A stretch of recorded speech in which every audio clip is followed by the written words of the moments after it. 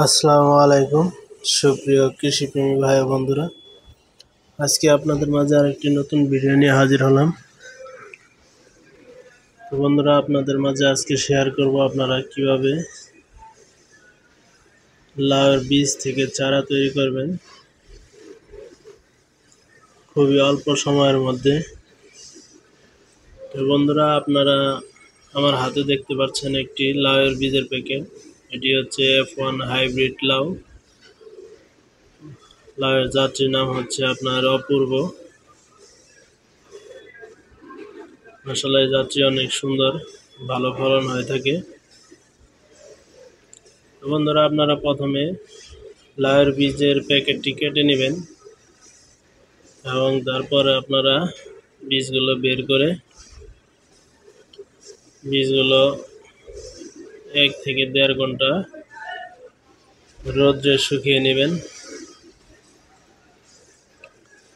রোদ্রে শুকানোর পর আপনারা বীজগুলো একটি বাটিতে করে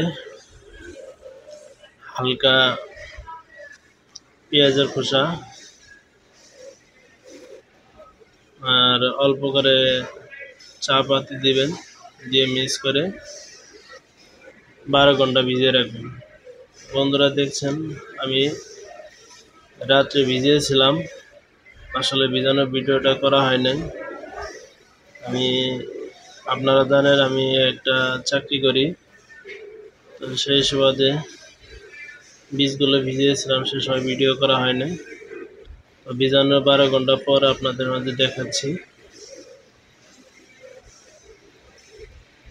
আমি কিন্তু এর মধ্যে চা পাতি এবং পেঁয়াজের খোসা দিয়ে ভিজিয়ে রেখেছি।